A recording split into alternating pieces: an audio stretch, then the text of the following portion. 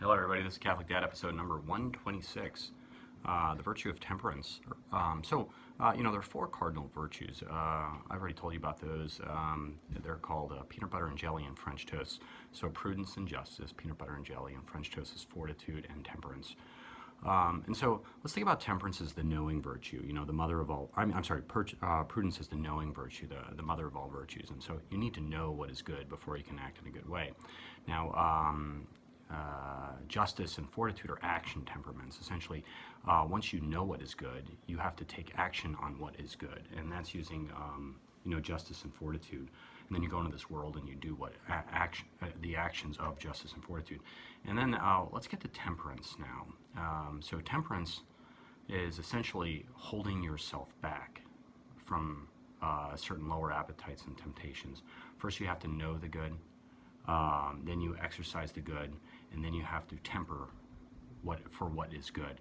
And so, tempering things, meaning holding back your concupiscence, or essentially what your lower desires are. When you have concupiscence, it's essentially your lower appetites, what you desire, what you crave as a human being, which is not necessarily good for you. I mean, there are good things, but if you overdo them, then you make them bad things. You know, everything in moderation, people, and that's what temperance is. You have to temper your anger for sure, right? If you're an angry person, you have to use temperance to step it back a little bit. Let's say you suffer from lust. You have to temper your sexual behavior, and sexual behavior is it's a good thing, right? It's the way people are made in this world. It's the marital bond and everything else. But if you overdo it, you have to temper that, and you have to do it to become a chaste spouse. That's what temperance does. It makes you walk away from the depravity of lust, even though sexuality is a good thing. Let's say alcoholism, is beer intrinsically bad, or wine? I mean, Jesus saved the world with wine. If you crave it too much or you drink it too much, you have to temper that, and you have to walk away from it, and you have to essentially pull back from sinning with alcohol or drugs, illicit drug use. Let's say you're a glutton, you like food, and you're obese and you're out of shape. Is food a bad thing? No, it's a good thing. It's a wonderful thing. It's how we get strength and how we get energy to love and serve the Lord. But when you overdo it, you become obese and you become unhealthy. And so you need to temper your gluttony. You need to step back. And so that's what temperance is. And so a temperate man or a temperate woman is somebody that essentially knows what their lower appetites are through prudence, right?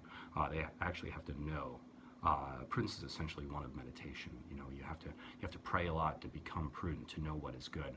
And then you act it out with justice and fortitude, okay? And then you have to temper yourself. Again, this is another prayer one. And you pull back your behaviors to essentially hold your concupiscence or your lower appetites in check. That's what temperance is. An intemperate man's an angry man. An intemperate man's an alcoholic.